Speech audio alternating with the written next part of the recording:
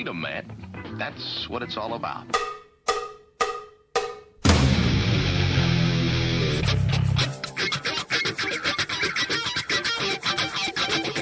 You've got to groove on freedom, like the good book says.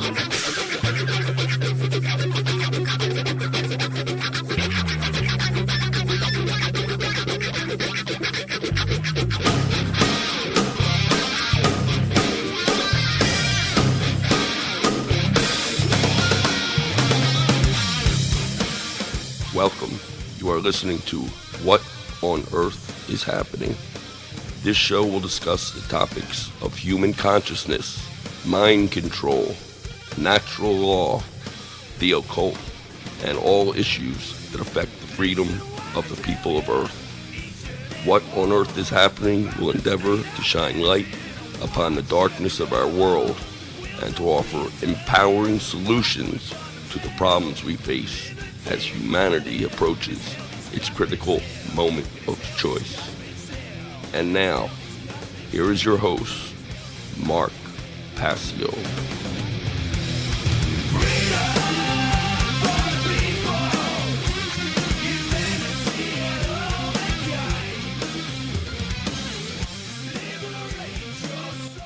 Welcome, one and all. You're listening to What on Earth is Happening here on the Oracle Broadcasting Radio Network. I'm your host, Mark Passio. My website, whatonearthishappening.com. The network's website, of course, is oraclebroadcasting.com. Today is Sunday, September 16th, 2012. This show is live every Sunday from 5 to 7 p.m. East Coast time. That's 4 to 6 p.m. Central time. We have a great show planned for you here today. It's going to be an all call-in show, and we've been waiting for this for a while because I haven't been taking calls through the non-support of dominators solutions section that we've been covering for a few months now. So this is the first show that we're reopening the phone lines for the What on Earth is Happening, a radio show. And we're going to do this week and next week, all call-in. And then future shows will have call-in as well, open back up to it. I just suspended the call-in for aspect of the show for the non-supportive dominator section because I really wanted to cover that material clearly without interruption. So let me give the call-in number right here at the top of the show so people can start calling in. The call-in number for the show is 866-841-1065. Once again, the call-in number for the show, 866-841-1065. We're going to be talking about the non-support of dominators. That's what the topic is. And I'm going to give some ground rules after the event announcements for calling into the show today. So I want to thank, first of all, Laura Eisenhower for her great appearance last week on this radio show. Got a ton of incredibly positive comments. People really enjoyed the show. If you missed it, you missed a phenomenal show. Go back into the podcast archive at whatonearthishappening.com and listen to it because it's a show you definitely do not want to miss out on. So thanks to Laura for being generous with her time and coming on the show for the full show last week. The Free Your Mind 2 first fundraiser for the Free Your Mind 2 conference took place last night at Liberty's Pub here in Philadelphia. And I gave the presentation on the Matrix Trilogy, entitled The Matrix Trilogy Decoded. And it went very well. We were a little bit disappointed by the turnout. We were hoping that there would be a lot more people there, but the people who did show up were very responsive. And if I may say so myself, I think I really knocked it out of the park with the Matrix presentation, and it went exactly as I had hoped that it would go as far as reaching people with that information. So the people that were there were very receptive, and I really thank everyone who came out and contributed and raised some money for the Free Your Mind 2 conference. So thank you to those who did show up. The Free Your Mind 2 conference itself is going to be coming up here in April of 2013, April 25th, 26th, and 27th of next year. Free Your Mind returns to Philadelphia with a 3-day conference featuring top caliber whistleblowers from across the country who will shed light upon our world's problems and bring forward empowering solutions. This unique event will build upon the success of the first Free Your Mind conference with a continued focus to spread awareness on the topics of consciousness, mind control, subversive occult influences, holistic body, mind, spirit health, and solution-oriented approaches to the problems humanity faces in these challenging times.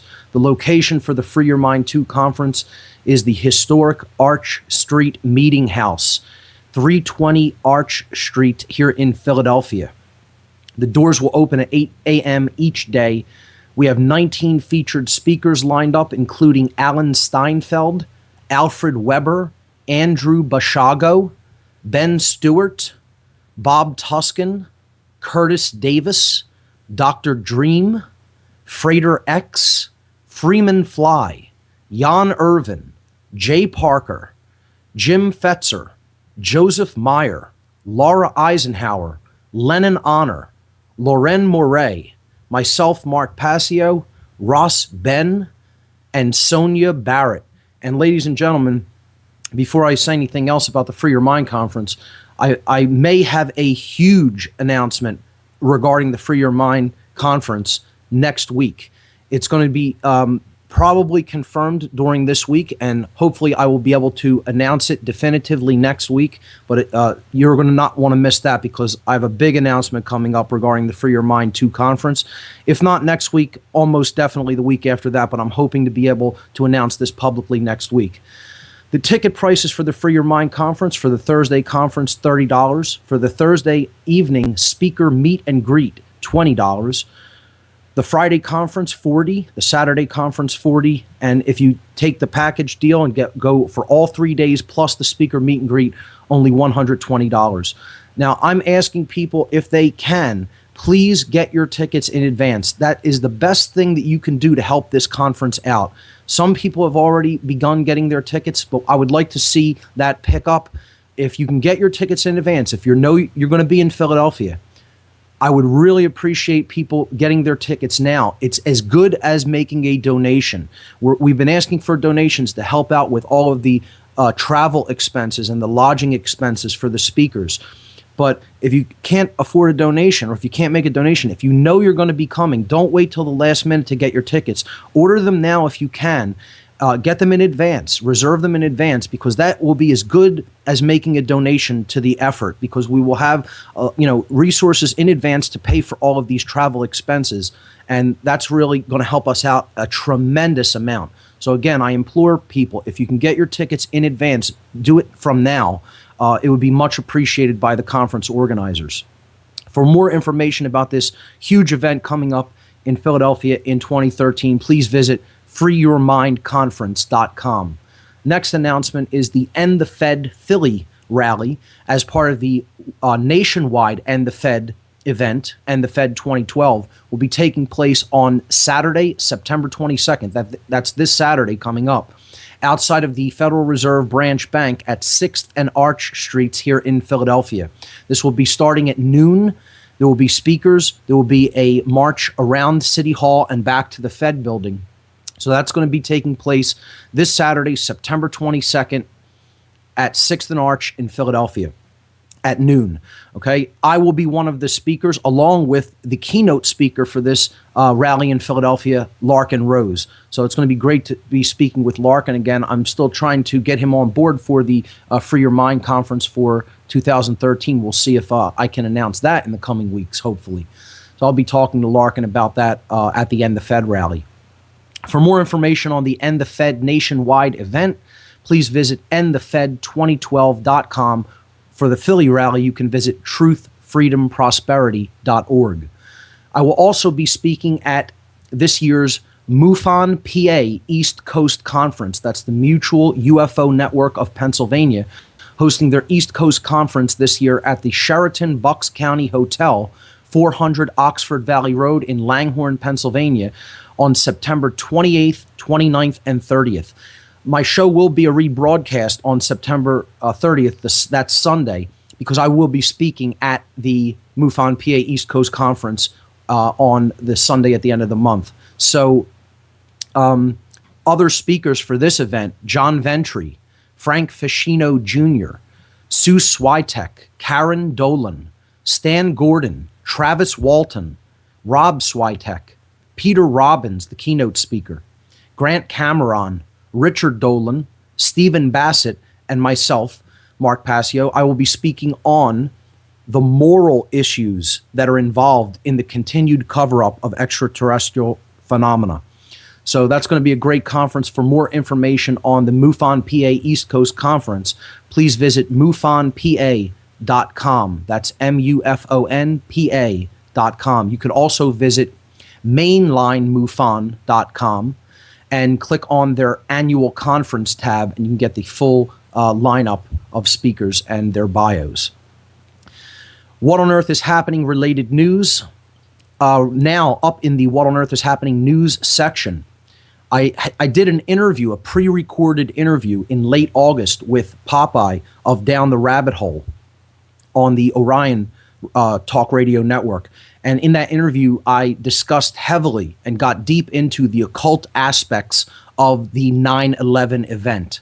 So I did a complete breakdown of all of the occult aspects, both symbolism and numerology, of that human sacrifice ritual, which is what 9/11 was.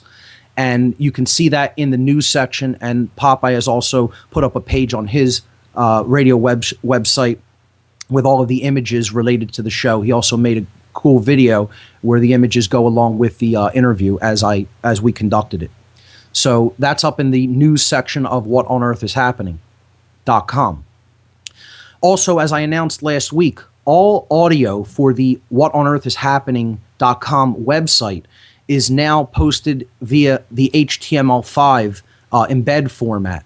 And this requires no browser plugins such as Flash to allow that content to play. Therefore, it will open it up to all mobile devices like iPhones, iPads, and Android smartphones and tablets.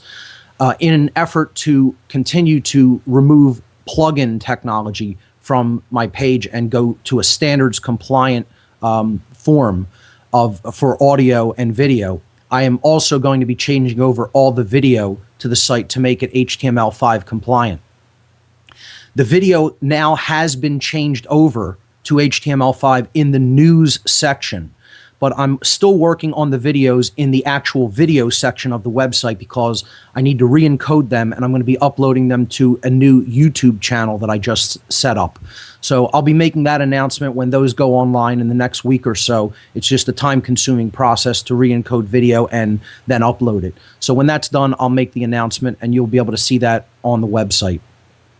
Also, there is a new HTML-based chat room on the radio show page, and it seems that that is working out very well. I've gotten no complaints or reports of issues with that, so that should also work in mobile devices as well. So those are the changes to the website. Minor changes, but I think important to note.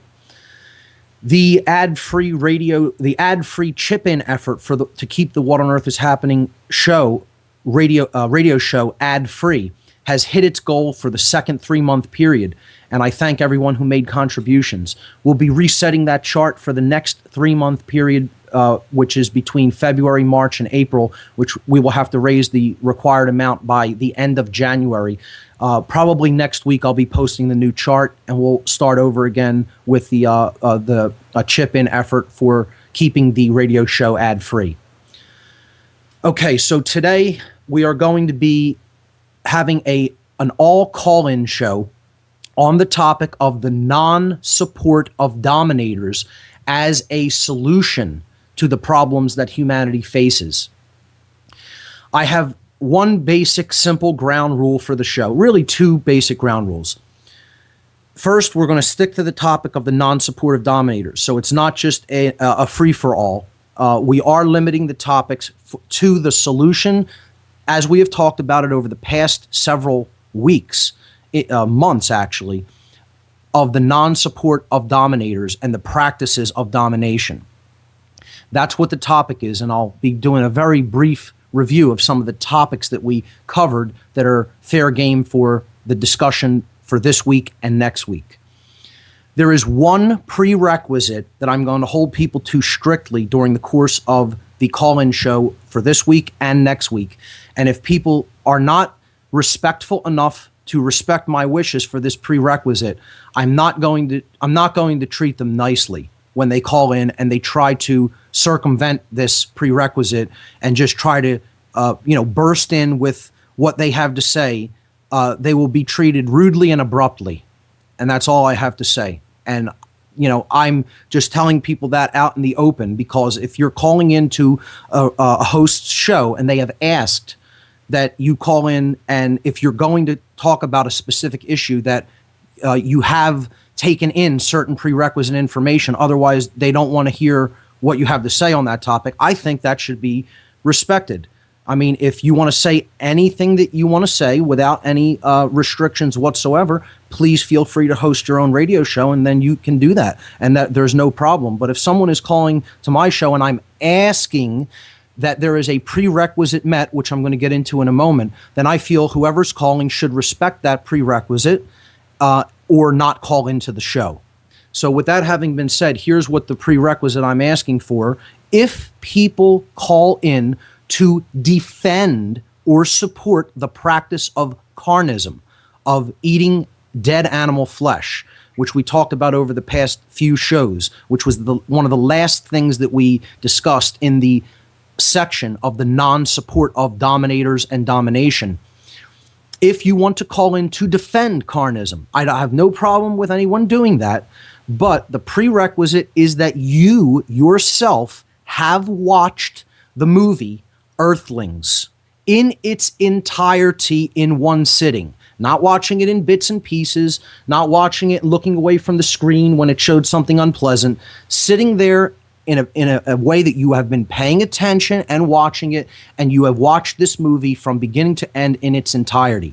If that is not the case, do not call in and attempt to defend the practice of carnism, because you will be hung up on. If you want to defend the practice of carnism, I don't have a problem with you doing that, as I've said.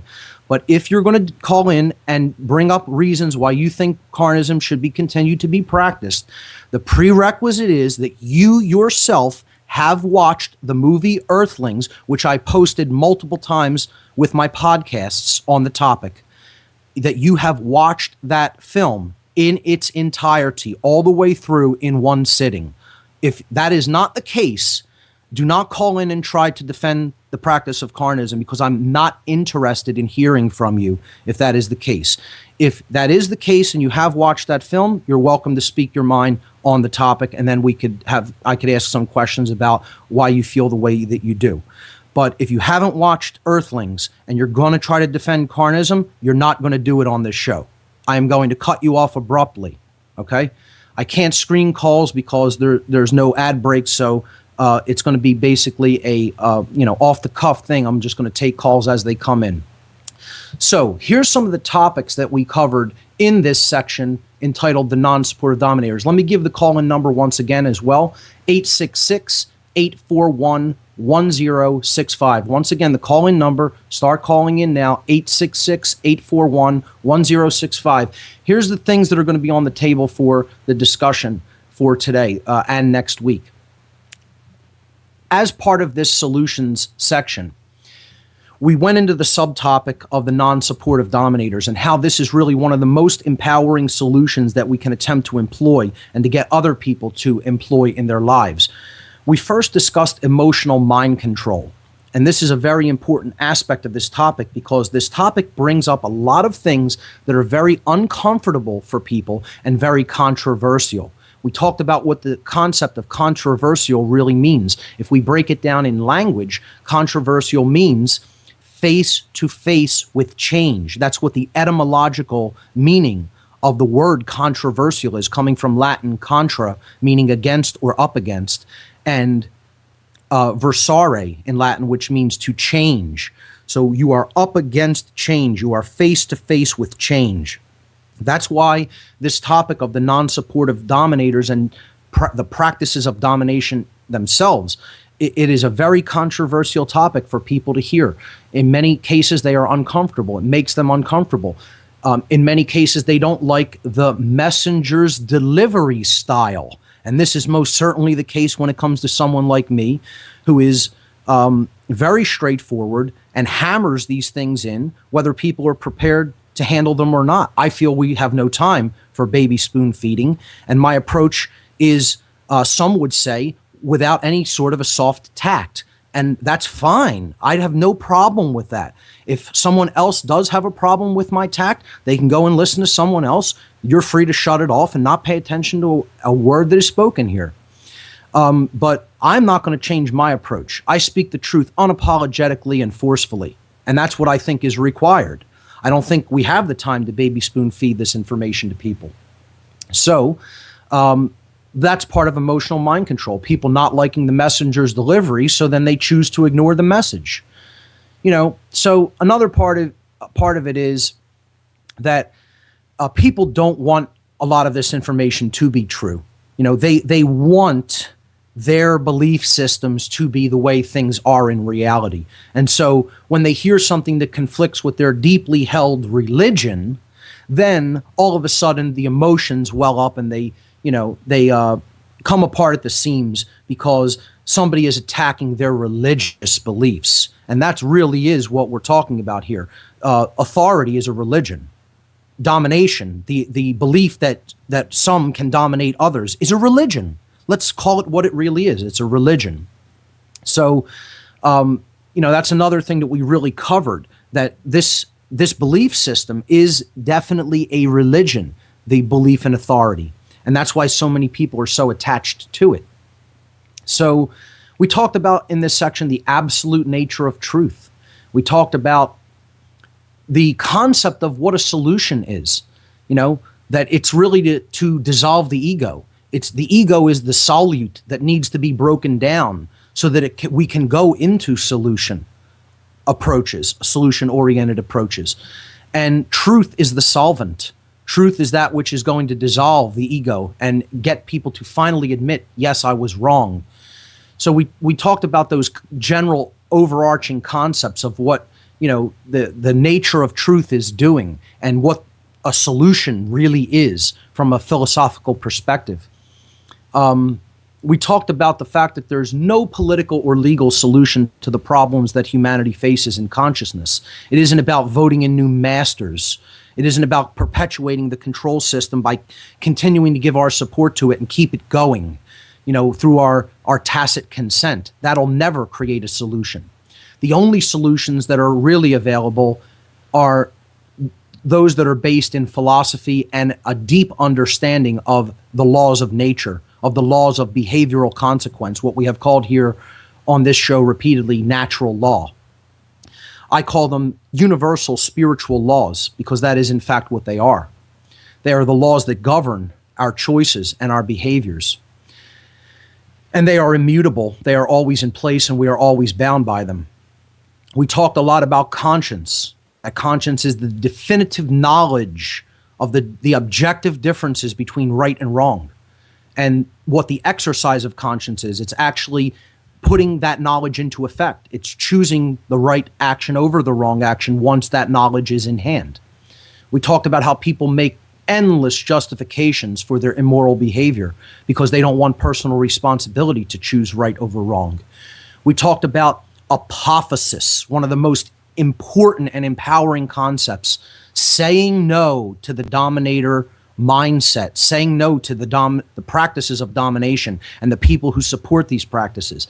That's what apophasis is all about. It isn't about telling people what to do. It's about saying that this is something that is causing harm and suffering, and therefore you should withdraw your behavior from those practices. You should not take part in certain behaviors that are based in violence and domination. That's what apophasis is all about. It's saying what the truth is not so that we can come to an understanding of that which the truth is.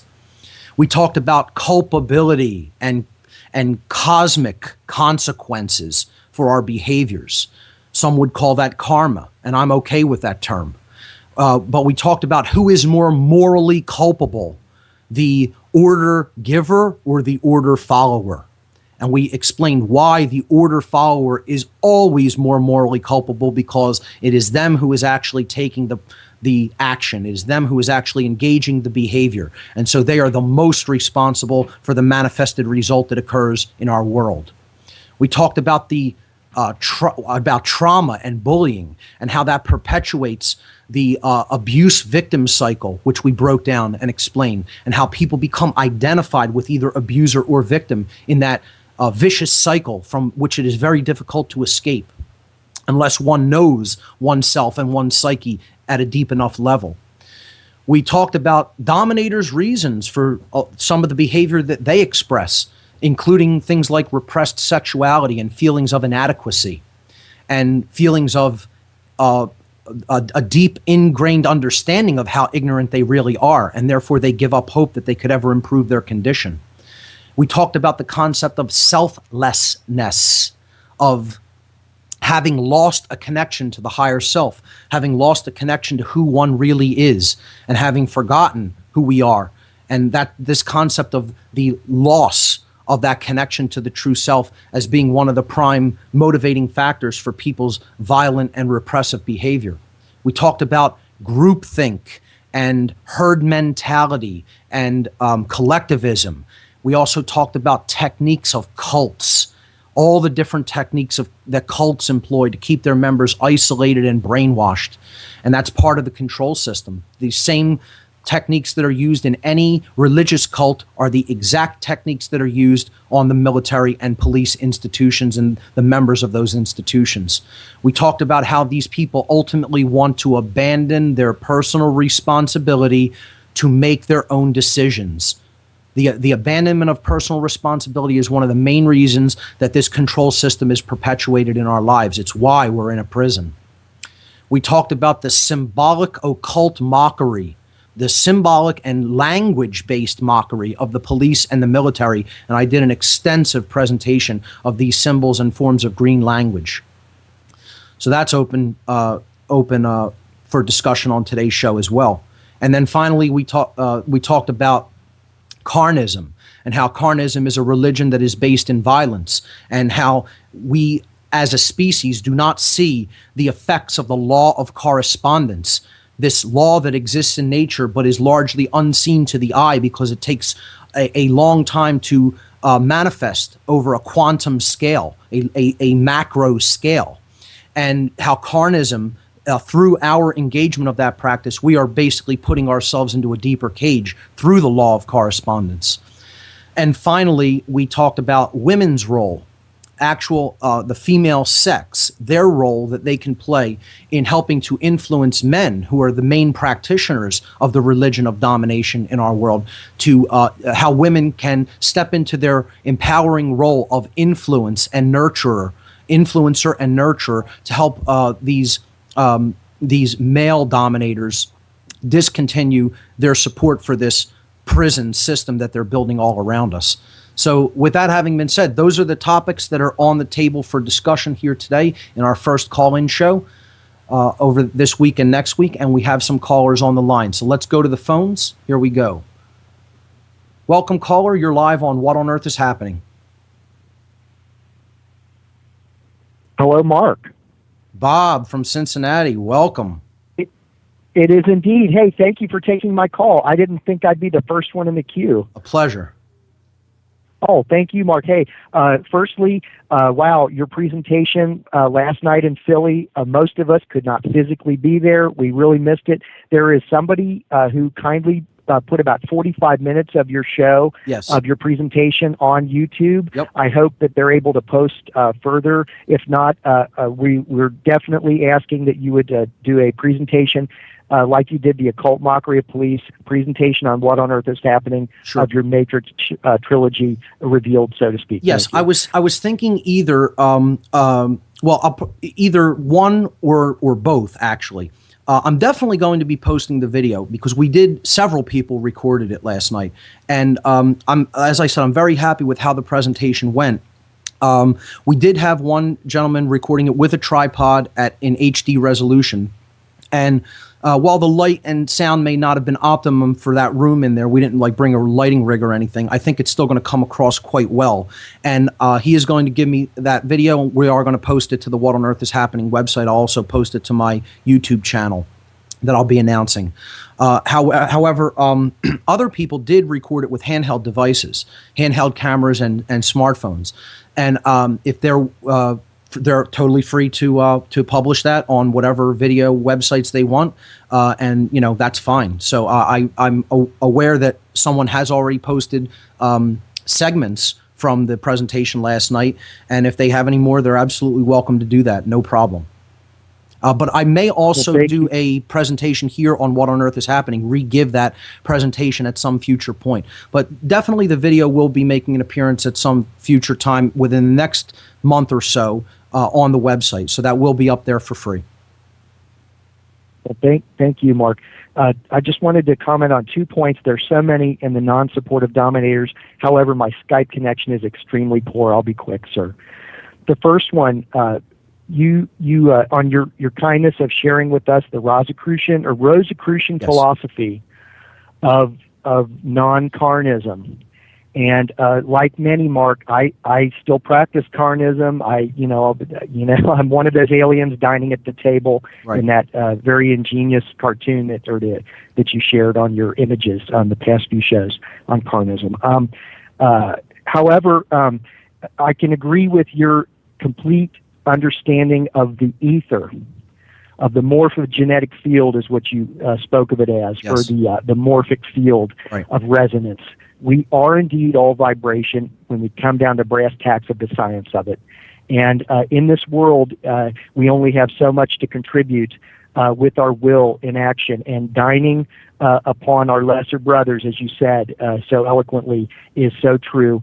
That has to be the focus of why one would want to come to an ending of dining on the carnal. Now, I'm still there, but I'll tell you what, my friend, I think every time I sit down to eat the beast, I'm thinking now, and it's quite a struggle. Thank you, sir, for putting that in my life. Absolutely, Bob. You, Mark, and true. Again, I said no one is required to make any sort of a change overnight. This is a deep held understanding, and I do also want to comment. It isn't just a Rosicrucian philosophy. This is obviously something that has existed for as long as man really has existed, for those who have come to an evolved way of thinking. And I want to also reemphasize that before people think that vegetarianism is in some way or another some sort of a religious belief, that it is absolutely not a religious belief. It is based on a deep understanding of the laws of nature, the laws of correspondence. And I understand when I say that word nature, it has such a distorted connotation in the minds of the mind-controlled, because they've been brainwashed their entire lives through repetition over and over again to equate the term natural or nature with the concept of Darwinism and social Darwinism. This is ingrained in us from the minute that we're born into this left-brained locked world, okay, that natural means the one who has the most ruthless approach, the most vicious with the sharpest teeth and claws, is the one who comes out on top. And that is the exact opposite of the natural order. That is what is called chaos. That entire worldview leads to nothing more than chaos. So it is exactly the opposite way around. It is not that vegetarianism is based in any kind of a religion. Vegetarianism is actually based in understanding. And then the practice of it is based in wisdom, which is choosing the truth and choosing the right over the wrong action. Once we're at that level of consciousness, the exact opposite is true when it comes to what a religion is. It is the practice of eating animals that is a religion. That is a religion. At where the human species is right now, in our place in consciousness, for people to continue to engage that practice is an attachment to a religious belief. And I know, Bob, that you don't take that with offense. I understand that you yourself, I know, are working upon yourself through having spoken with you and talked to you at length. But some people will hear that with offense and take offense to it. And you know what I'm going to say to that: get as offended as you like. Because that's the case. That's the truth when it comes to this. Carnism is the religion. It is based in violence. Violence, the right to do violence, is a religious belief system by definition, because there is no such thing as the right to conduct violence. And if you believe that that's the case, that you possess that right, then you are believing in an illusion, and that, by definition, is what a religion is. It is an unfounded belief that has no basis in truth, in something that is completely illusory, and that's the definition of a religion. So that's what carnism is. It is not what vegetarianism is. Vegetarianism, the only reason it has an ism at the end is because it's being described as such, as a practice, as a way of being. It is not based in beliefs. And for some people may engage in it because they have beliefs regarding it, but that's not what I'm talking about when I use the term vegetarianism. See, people can even engage in the truth in a religious sense, in a religious methodology. But in the way I'm talking about the lifestyle of being vegetarian, it has absolutely nothing to do with a belief system, and it has everything to do with knowledge of how natural law operates in our world to bring us the experiences that we undergo. Right on, Mark. And the last piece, I'm sure there are people lining up to debate carnism with you, and stick to your guns. I know Sure. you will. Oh, I figured as much. I'm totally psychologically prepared for both of these shows to be all about nothing but that, But hopefully it won't be. Hopefully people will bring up some other things. But I agree with you that probably we'll get more than our fair share of that. Yes. Gotta have my meat, man. I've got to have my meat. Anyway, the second point. Non-supportive dominators, the occult mockery of police, your testament of this dark occultism, the architecture of the dark occult ringed around us through symbolism, subversive symbolism everywhere, the square superimposed atop the square, the octagon, but the deeper meaning is the square set within a square, the hypercube or tesseract, as you've shared in that portion. I would like to point out that upon viewing the brand new memorial in New York City at Ground Zero to ennoble the victims, they stamped the hypercube on top of the memorial itself. It is the square within the square, the hypercube, the dropping down into a dark abyss of pool water, flowing fountain water, and down two squares. The two squares, one exactly. Set within the other. You have it. Shameful, Mark, shameful. The memorial of the building was called Freedom Tower. They very slyly, quickly changed it to New World Trade Center, and that speaks for itself. Thank you for your voice, Mark. Good evening. Bob, thanks so much. Always a pleasure to hear from you.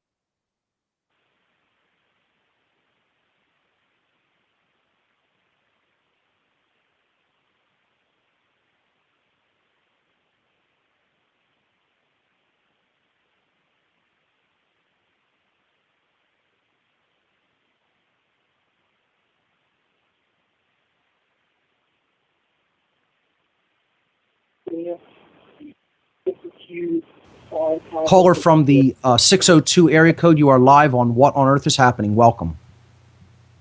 Hello, Mark. Kind of went dead there for a second after you hung up on Bob. I think perhaps my microphone was muted inadvertently, and I just noticed that and took it off. What I was saying is for people to check out Bob's a reference there of the hypercube or the dual square symbolism that he talked about at the World Trade Center Memorial. You can go on to a site like Google Images and search for images related to the World Trade Center, new World Trade Center Memorial site, and you'll see what Bob is referencing there as far as the symbolism of the new Trade Center Memorial. It's very interesting and fascinating symbolism, and Bob's right on about how that represents the hypercube.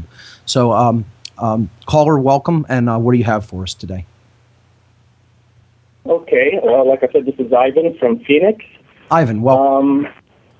Hey, yeah, the Tesseract, I was just wondering, I just wanted to mention, that's also mentioned in that Avengers movie. They talk about a Tesseract, and it's that cube that they have in there. So they're totally have it all around us here and there without people really knowing That's what right. they're talking about. And it is the source in the movie Avengers of the dark god's power, Loki, who represents a lord of the underworld in Norse mythology, who is the dark god of the underworld. He is very, very closely associated with Satan and other dark entities in other traditions, in other mythical traditions. But and in the movie, he wears a long flowing robe and carries a scepter of power, and he has huge horns that look like ram's horns and are very reminiscent of how Satan is often depicted. And the hypercube or tesseract is his source of power that he uses to control. So very interesting symbolism in that movie as well. And I would say the makers of that film have an understanding of some of the symbolism related to the tesseract or hypercube. Absolutely. Right. A lot of filmmakers nowadays, you see it all over the place.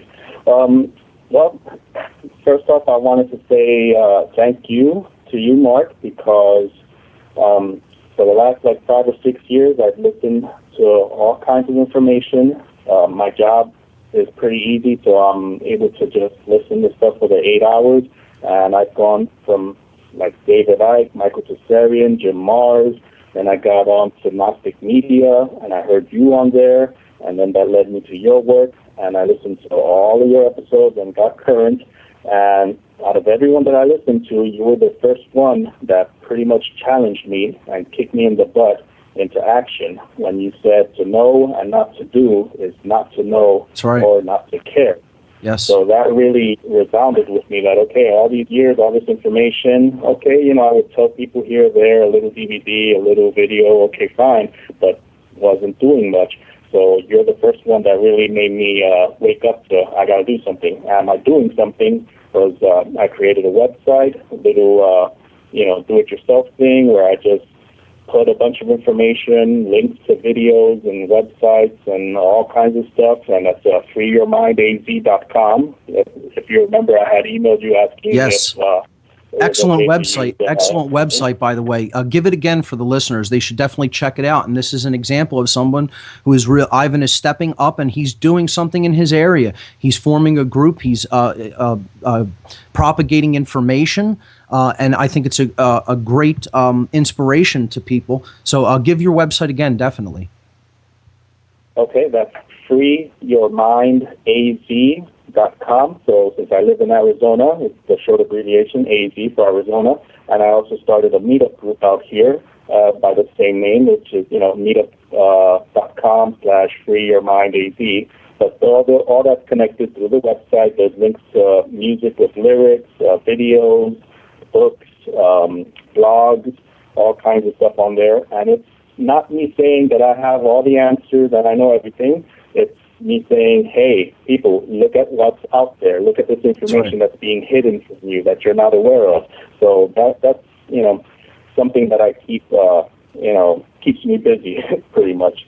That's really great. I commend you for that, Ivan. And again, like you said, it is true that to know and not to do is not to know. That's actually not my words. However, those are the words of the Chinese philosopher Yang Ming. But I tacked on that little addition. To know and not to do is not to know and not to care. So what you're doing is you're taking your knowledge and you're putting it into action, and that's the expression of wisdom. And again, I commend you for doing that, and I hope more listeners would follow suit and really, step up their involvement in this cause for and press for truth. Right. Well, thank you. Well, okay. Now the reason for the call-in to touch on the topic that your show is about today.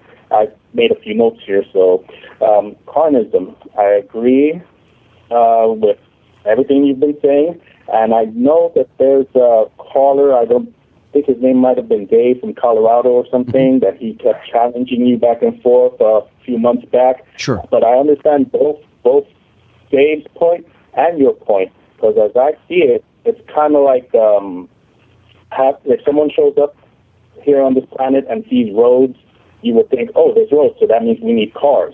No, it's the other way around. It's because we have cars, we created roads. Right. So Dave's argument that, the human body is made to digest food and we have, we're supposed to eat food. No, it's if you go back,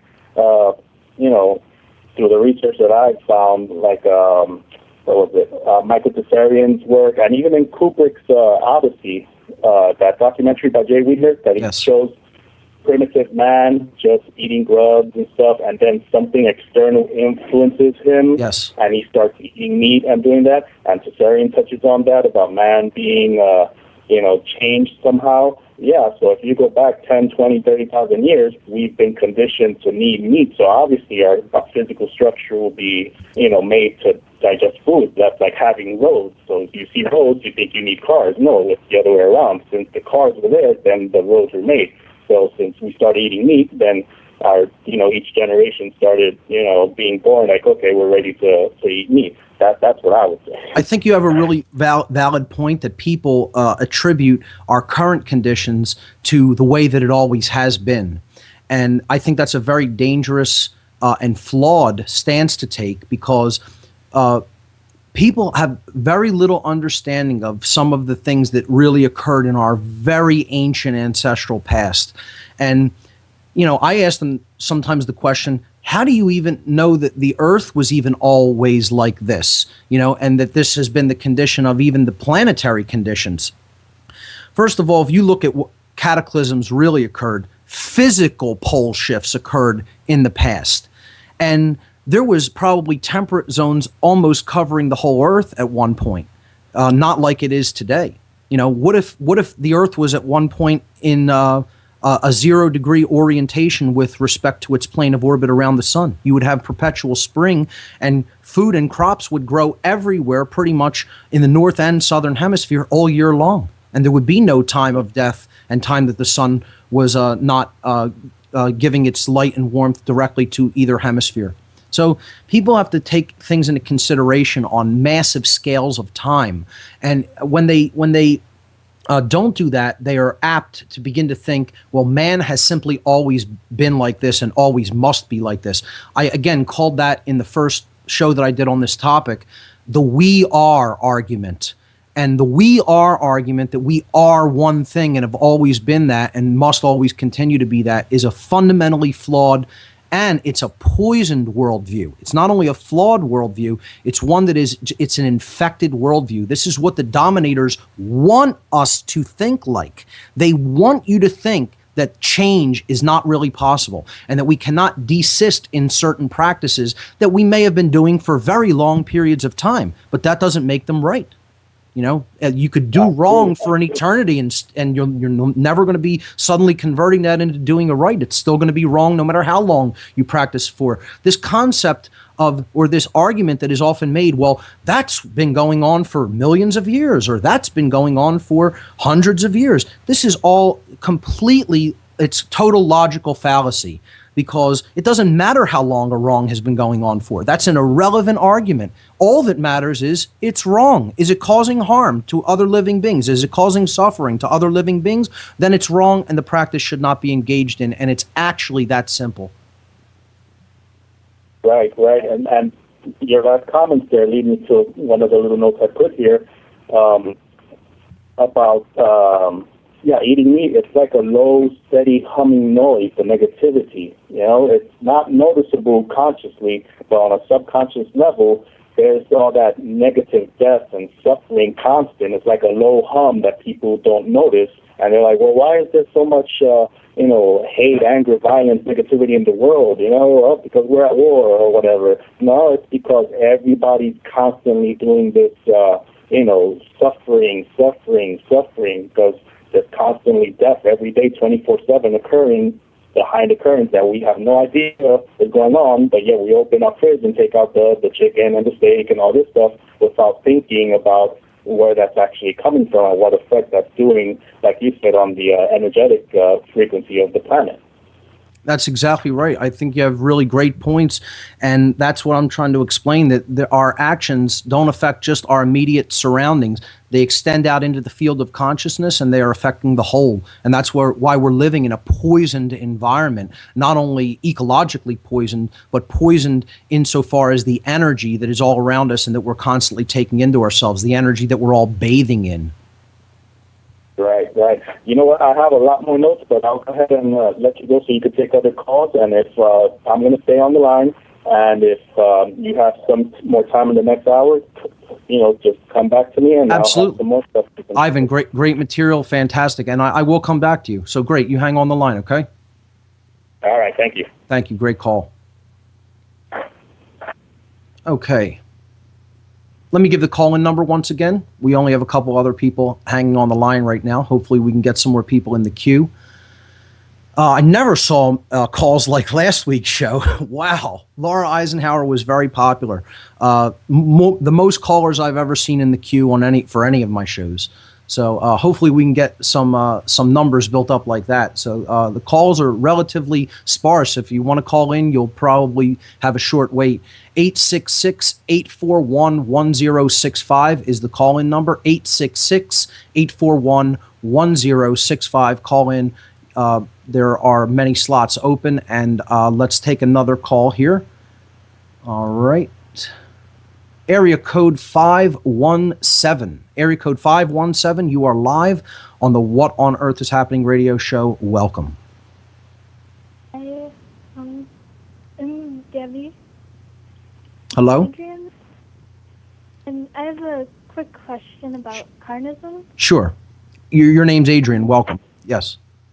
Oh, it's Gabby, sorry. Gabby. Okay. I'm sorry. Okay, what was your question?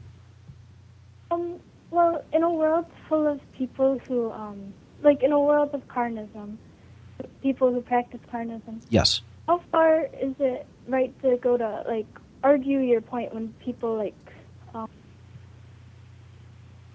point it out to you, even if you don't point it out? Or when should you let it go and hope that they get something from your example? Right. Good question. I wouldn't even look at it as being argumentative or arguing with them. If you know what the truth is, speak it unapologetically, regardless of who you think it's going to offend. And I know that's a tall order. That's a difficult thing to do because that requires a lot of courage and stepping out of the mindset of what other people may think of you. So I think that's probably the best and most courageous approach to take that is directly related to truth. Because if you know what the truth is regarding this practice, then you can't possibly do any harm by speaking that truth. And I'm not saying, run roughshod all over them and make them feel like trash. I'm saying state it emphatically, in no uncertain terms, as the truth. Because if you know that it is, then speak it as such. And don't apologize for holding that understanding. Don't even say holding that belief. Don't apologize for having acquired an understanding that this practice is not only wrong, but is also keeping us enslaved as well.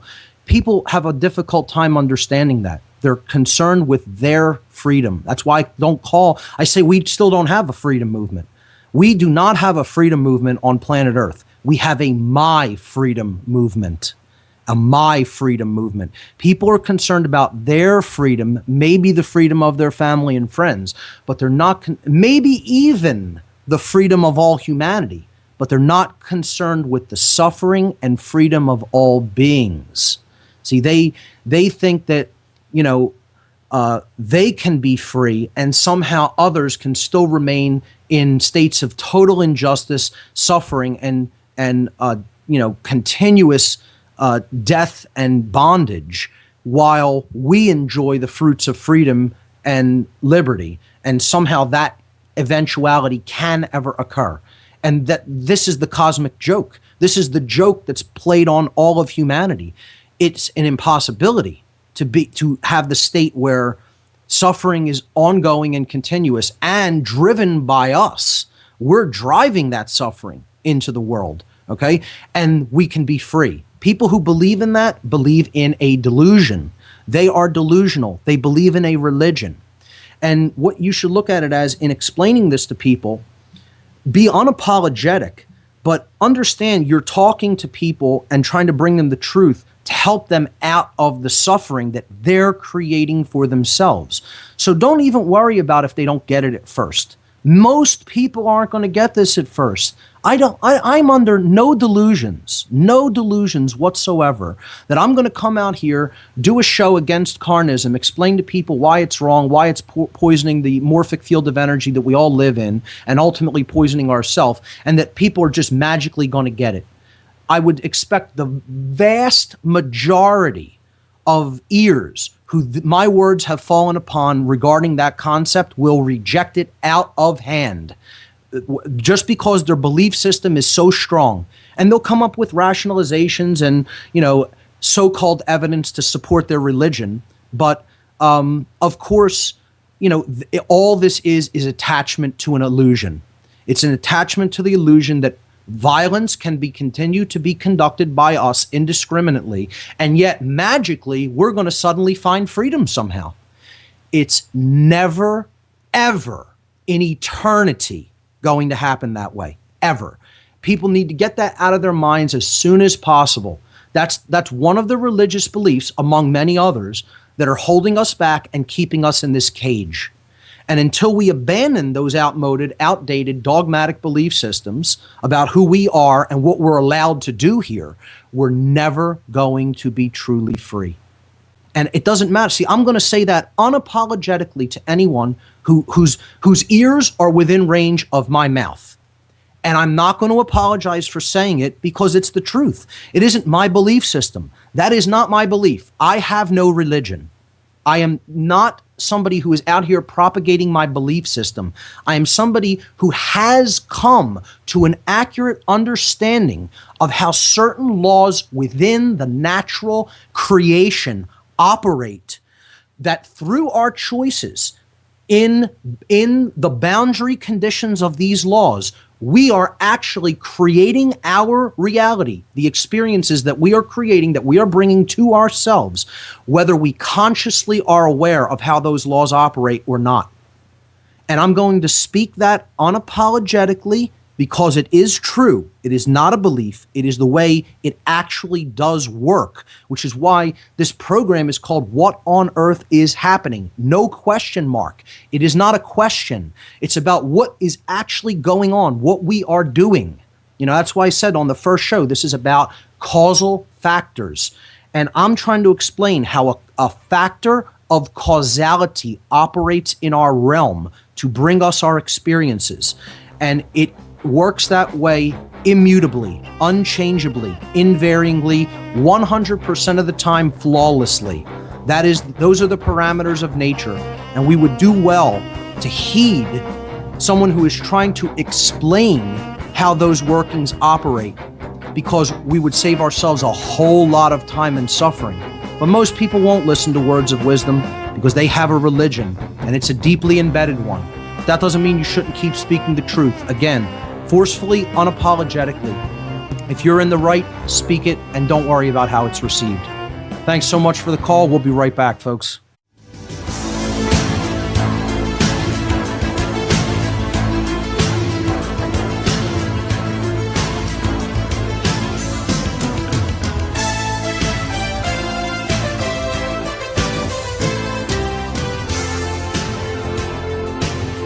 All right, everyone, welcome back. You're listening to What on Earth is Happening here on the Oracle Broadcasting Network. I'm your host, Mark Passio. My website, whatonearthishappening.com. We're doing an all-call-in show this week and next week on the topic of the non-support of dominators, a solution in our solutions section that I've been covering over the past many weeks here on What on Earth is Happening. We have wrapped that topic up now, and we are taking calls on it. So the call-in number to join us is 866-841-1065. Once again, the call-in number to talk about the non-support of dominators as a solution to the problems that humanity faces is 866-841-1065. We currently don't have anybody in the queue. I will also entertain possibly some questions in the chat room if they are phrased intelligently and aren't posed in a juvenile way. I will take questions from the chat room as well. But for now, while we're waiting for other callers to join us, let's go back to Ivan, who said that he had some additional points that he wanted to interject into the conversation, and the points that he had brought up so far were very enlightening. So, Ivan, are you still with us? Yes, I'm right here. Great. Would you have something further that you would like to bring up? Okay. Continuing on your non-supportive dominators, I have a little section here I wrote out. Dominators out of protectors/guides or suggesters. What I mean by that is the intention, I guess, of people who want to be kind of shamanic or, trying to teach people what's good for you, that turned into commanding or ordering people what's good for you. So the ones in the position of, hey, you know what, the speed limit is 40 miles an hour because this is for your safety. If you get into a collision going 50, 60, 80, you're going to get, it's more dangerous than going 40. So this is for your own good. It went from that to, no, the speed limit is 40, and we're telling you that's how fast you got to go, and you got to listen to us because, that's the law. So it went from, a protective, kind of suggestive for your own good thing to, no, basically just do as we tell you kind of thing. Right. That's what I think the dominators are at now. Yes. And I'd like to say something related to that. See, it always starts off, control always starts off under the guise of good intention, of that I'm suggesting this as something that will help you, and then it eventually decays and degenerates into do this or else.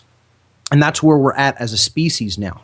Now, when it comes to like what I'm talking about in helping to help people to get to a place of understanding about the laws of nature, you could say, well, that is also a suggestion. I cannot make anyone understand this. I can encourage them to study it on their own, to look deeply enough into causal dynamics and to look deeply enough into governing dynamics in nature and understand how those laws operate, which takes a long time. It's not like something that someone with very little understanding can just suddenly switch on in their brain and come to an accurate and deep understanding of. It's actually years of study are required. And this is something that people think that you can do somehow magically, that suddenly somebody's just going to immediately get how this works. It isn't something that happens magically. Look, and even if you could say, yeah, that happens for a small percentage of people in an organic way that doesn't require a lot of effort, maybe that's the case. But so what? The number of people who can do it like that are so small that for the rest of us, that's a negligible number. We have to do it through sustained effort and continuous work. And so if you're one of the people who just gets it, wonderful and great, and you didn't have to go through that painful process of breaking down your old belief system, your old religion, and abandoning those ways of looking at the world that didn't serve who you are, and the beliefs that just totally led into deeper and deeper suffering, and you were able to do it suddenly and all at once. That's great if that's how it happens. But for the vast, for a small minority, but for the vast, overwhelming majority of human beings, what is required is often years of the breakdown of this old calcified belief system or religion, and then a slow building up of the real sight of the actual real spiritual vision that leads them to the understanding of these higher laws. And that's a stepwise, time-consuming process that does really need to be done in quite a linear fashion, not only because of how left-brained most people are, but because you can't build the top floor of a house when there's no foundation that is built. You have to build in steps. You have to build in a stepwise progression. You have to lay a solid foundation and then slowly build on top of that, which is how this radio show program has been conducted since its beginning. Later shows all require prerequisite information that is built up in the first shows, and then it builds up to deeper levels of knowledge from there, which the earlier information is obviously prerequisite for understanding. It's a stepwise linear progression that builds first on a foundation, then we build the top floors after the foundation is solid. So one of the things I want to get back to in talking about with your comment here, Ivan, is that this whole idea of, well, if people don't accept the truth, meaning let's take speed limits for an example, that this road will be safe to navigate at probably no greater than 60 miles per hour. And they want to break that suggestion. They want to go against that suggestion and test the laws of order and chaos. What is it in a human being that insists that, no, they may not do that, and I'm going to absolutely step in and say, I'm going to do something to you to prevent you from doing that? What is it in the person who wants to become that dominator then?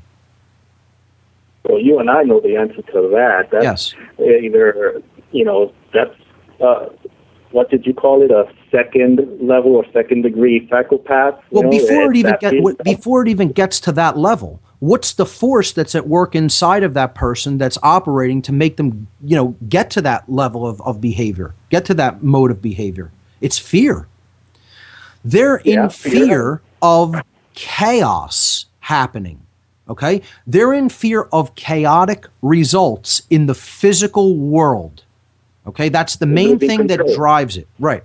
So, in other words, they're in fear. Well, if people drive this fast, they're going to get hurt. So we have to physically stop them from driving that fast. And therein lies the fundamental flaw. Therein lies the axiom of belief that is fatally flawed from the get-go.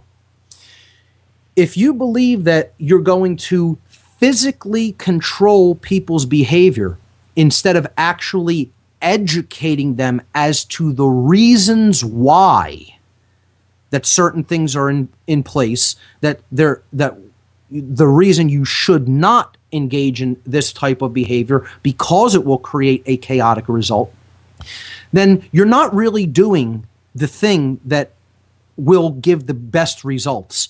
You're doing something that is in many ways, or just about in every way, a half-assed effort, because you're saying, instead of teaching why, I'm just going to say you have to do it because I said so and that's how it is, otherwise I'm going to hurt you in some way. What do you think is going to be more received, better received? I have an understanding that maybe perhaps you currently lack, and you need to know what the consequences of that action are going to be. Unwaveringly, in many cases, because the laws of nature work in an unwavering way. Now, maybe you might get lucky, and you might get lucky for a certain amount of time in not having a extremely nasty consequence brought upon you by ignoring certain physical laws and higher laws. But you'll never be able to get away with it indefinitely, and eventually you will be caught up to, and you will experience the extreme negative consequences of poor choice, poor behavior. So the dominator is making a choice and saying, and he's making the wrong choice. He's saying, instead of doing the work, which is much harder to change someone's mind about something, because you have helped to take the time and help to ingrain in them an accurate understanding of causal and governing dynamics that exist inherently in nature. They don't want to do that. That's the hardest work there is to do in life. That is the great work. They don't have the time or patience for that. They just want to say, I'm going to physically stop you from doing it and threaten violence if you do it in some form or fashion. And that's all based on one thing, the fear of chaos. As we talked about in the primal fears section, the ultimate fear that is preyed upon on us every day is the fear of chaos. Chaos is the greatest teacher. I've often said there are two teachers. They're both who I embody or represent as goddesses. There's Isis and there's Eris. Okay, these are like sister goddesses. They're twin aspects of the same force, which is truth. Okay, they're both teaching truth. Isis teaches it with love and compassion in a gentle way, and you have to come to Isis, the gentle teacher, with acceptance, with open-mindedness, open-heartedness, and acceptance. And then you don't need to suffer because you can take the truth in an open-minded, open-hearted way and then not create suffering as a result.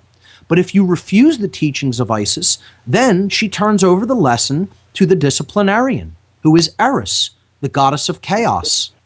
And Eris teaches you in a very harsh, punitive way and says, you ignored the teachings of my better half, Isis. I'm the harsh disciplinarian who is going to bring chaos into your experience because you ignored the higher laws and because you wanted to ignore the laws of nature. And I'm going to explain to you why that's a completely illogical, poor choice that is based in ego, that you don't want to understand how things actually operate here, and that you're under boundary conditions called the laws of nature. And I'm going to bring chaotic results and chaotic experiences into your life so that you can learn that what you did was the incorrect way of going about things. It was the incorrect choice. And then adjust your behavior accordingly. The problem is that, yes, go ahead. I'm sorry. You continue, and then I'll add on to it. No, the simplest answer or correlation to that is the same story that everybody already knows. You can tell someone, you know what, don't put your hand in the fire or you'll get burned. That's right. You'll get burned. Some of open-mindedness will be, oh, okay, well, why do you say that? Well, because it's happened to me already. Oh, okay, I'll take your word for it. Okay, fine. But you're going to have that other percentage that's going to say, yeah, I don't believe you, and will still stick their hand in the fire and get burned and learn the lesson. That's correct. So in a lot of ways, we need to almost release attachment from this idea that people should not be getting hurt. The world is a dangerous physical place. There are potential dangers everywhere. Whether you accept that, understand that or not, that's the case. What we need to shed in the way of shedding fear is the fear of chaotic results. Chaotic results, when we make choices, are not horrific outcomes. They are teaching experiences that we need to learn from. The most sinister aspect of this control system is due to the fear of the experience. The control system is trying to sanitize the world from chaotic consequences. This is the most dangerous, horrific thing that could possibly come about, because then the teaching experience that is made possible through chaotic outcome is also sanitized from the world. And people are not apt to then learn what they did wrong and make a different decision. What they're going to keep doing is doing the same thing indefinitely, over and over and over again, continuously creating suffering. And that is what this control system wants. That's what it wants, a prison of suffering from which there is no escape, because there is no opportunity to learn from your mistakes, to learn from chaos. All they want to do is physically control, but never get you to the understanding of the underlying causal principles. And as long as we remain in that level of ignorance, we will never understand why we have made the wrong decision, and we will never understand why it is that we are actually enslaving ourselves. Yeah, and the hints are all around us in entertainment and media. I have a Dream Theater song here that one of the lyrics is, I will not go to the light until I pass through the darkness caverns of my heart. So it's like saying, I'm not going to go to, live my life where everything's, perfect and pretty and everything, without learning what the suffering is all about, what the darkness is, because you need that balance, because if everything's all, that nice, what is that cookie cutter community with the white picket fence and the little dog and everything's all pretty, but you never pass through the slums and the ghettos to see what the other side's like, and you're not going to have a full picture. Right. And then that's also in movies, that line in Batman Begins, where Bruce Wayne is told, why do we fall? to learn, to pick ourselves up. So if Right. you're always safe and always protected, and then it's, everything's all pretty, you're never really going to know how to Exactly. put picture. You need that balance. So let's go back to the example of speed limits on the highway, right? If people want to just flagrantly ignore that, I say wonderful. They should be free to flagrantly ignore it. Now, what will happen as a result? Probably a lot of chaos, right? I'm not even in denial of that. I'm not doubting that. I'm not saying no, it would be great and everybody would drive 120 miles an hour and there would be no accidents. I'm not saying that. There would probably be a lot of chaos and it would be a dangerous place to even put yourself into. But guess what? I would rather have that than what we have now, because I'm not afraid of that kind of chaos. Because if that kind of chaos erupts, it erupts onto the world because people just flagrantly try to ignore the laws of physics and totally drive as fast as they want, as chaotically and irresponsibly as they want. There's going to be a lot of death. And that would not be a bad thing, because first of all, you would have to ask yourself, why would there be so many people trying to drive like that to begin with? That's first of all a cause, one of the causal factors of that chaos. And you would want to try to get to the root of what's going on in your head, in your emotions, in your thoughts, that you would even express that kind of behavior. See, that's even brought on people's desire to drive like a maniac is brought on because of how repressed they are. And Right. we would start looking at these things if some chaos like that were interjected into our life and we weren't being sanitized from it all the time. People who are attempting to sanitize the world from chaos are doing one of the most absolutely disruptive, and they're doing something that is a disservice to humanity. We need to embrace not only ISIS, but Eris as well. We need to embrace truth, but embrace the possibility for chaos. That's how we shed our fear. That we say we are willing to allow people to make mistakes, even if they're horrific and result in death, because we know at some level there is no death. This fear that, oh my God, the world has to be made safe for nothing but infant children, and anything that can't be brought down to that base level, oh, we need to purge and do away with it. This is an asinine child's view of reality that is all based in total fear, 100% fear, and that's ultimately going to do nothing but put you into a prison. You're going to build a prison of your own design and put yourself into it and throw away the key if that's the level of fear you live in all day, 24 hours a day. So chaos. You know what, Mark? Yes. Yeah, listening to you now, that brings up something a little bit off, but it's still parallel. Sure. George Carlin's that little sketch he does about infections or bacteria, everybody scrubbing this, hygienic and all, Yes. keeping clean and all this. And he talks about how when he was younger, they used to jump in the East River and swim in liquid crap, and they never got sick because their body was always exposed to this bacteria and dirt Right. and filth. And It gave the body immune knew system how- practice and knew how to deal with it. Right. Exactly. Right. It learned Unlike, from the it's a chaos. Right. There you go. Yes. Exactly. Absolutely poignant. So, Ivan, we do have some other calls in the queue, but thanks so much for coming back on and sharing those great points with us. Listen, if we hit another lull, I'll bring you back up if you want to stay on the line. Sure, I'll stay on. I got one more little section on the side here, so if you need me, I'm here. Fantastic. Great All right. stuff. Okay. Let's go to a caller from Philadelphia, 215 area code. You're live on What on Earth is Happening. Welcome. Passio, great to talk to you. Hey, who am I speaking with? Dr. Liberty from Philadelphia. Great. What do you have for us today? You were just talking about, looking at some of the laws like the speed limits, for instance, and that's a great example. I live in Northeast Philadelphia. I live in Center City and I work in Northeast Philadelphia. And every morning when I drive up I-95, the main highway going up there, everybody's on their way to work and they're all traveling well over the speed limit. Everybody's doing 70, 75 miles an hour. And yet nothing bad is happening.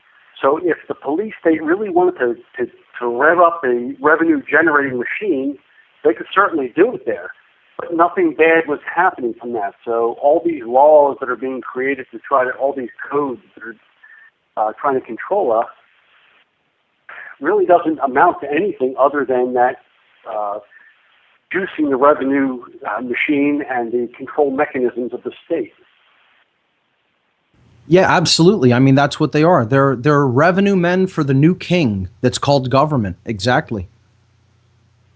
And they don't see that that's the role that they're playing. They actually, believe in their religion called authority, and they accept that, in their own minds, at least, they believe that they're doing something that is required and that is good at some level. And they don't understand that what they're doing is, again, one of the biggest disservices that you could possibly do to humanity, because it's all based in fear. It's all based on the idea that you have to control people's actions and you can't let them make their own mistakes.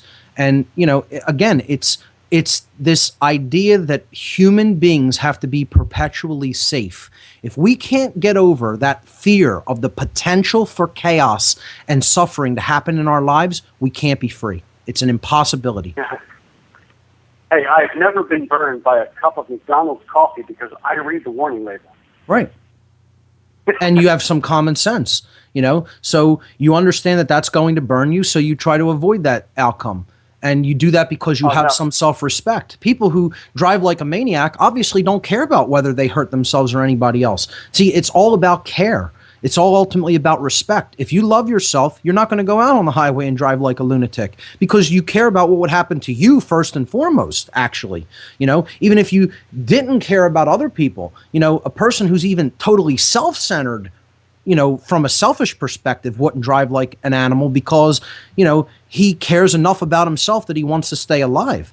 But when the ego is so run amok that you don't even care about yourself, then it's all me, I, but not even from a perspective of self-respect or self-care, true self-care. It's like you don't care about anything. You don't care about what could possibly happen to other people. And most of all, you don't even care about what could possibly happen to yourself, So that's all based on the lack of self-love, an attitude like that. And I would also say that the lack of knowledge and self-respect is displayed in police and other control-based institutions, because they're in this fear-based consciousness that, they have to control the outcome and they have to sanitize the world from the possibility of chaos happening.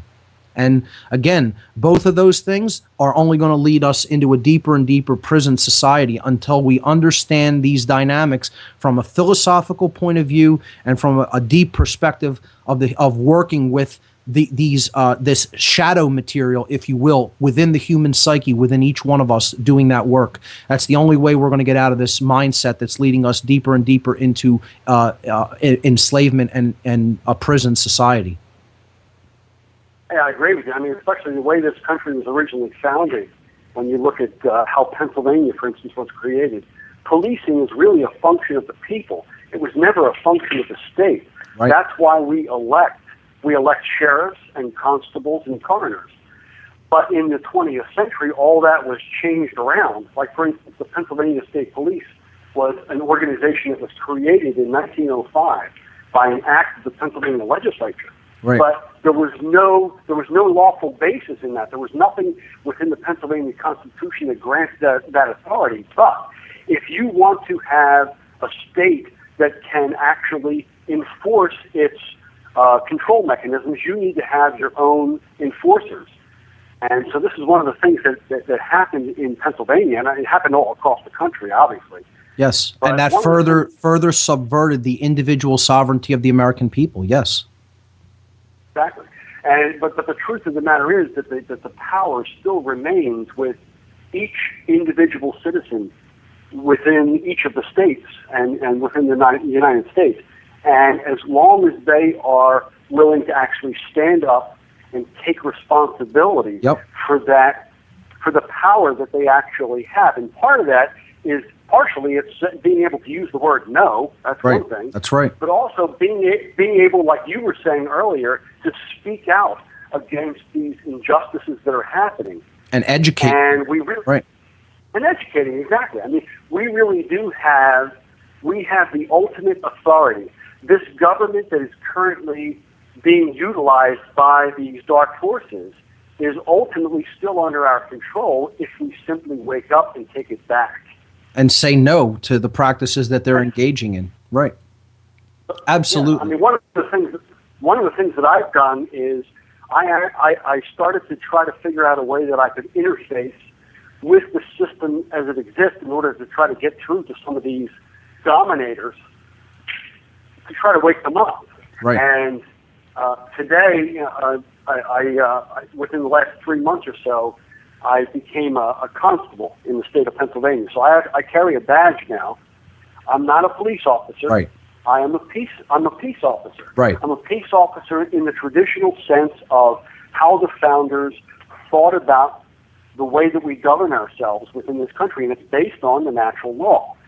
So the whole idea of some state trooper sitting behind a billboard with a radar gun is so antithesis to the whole idea of what it is to be a free individual. Yes, absolutely. So I think that, you know, as more and more people wake up, I'm seeing and I'm really getting a very positive feeling about that we can take this thing back. It's going to work. We're going to continue to have to work at it. The education process is just daunting. If I thought there was a zero probability that it could be reversed, I probably wouldn't say a word. I wouldn't come out and say a word. But you know, even if it doesn't work out that way, we still have to continue on and speak the truth and do what we know to be right. And that's why I do what I do. You know, I'm kind of detached from the outcome. Whatever outcome is granted, I'm prepared to handle. I'm psychologically prepared to handle whatever does come down the pike.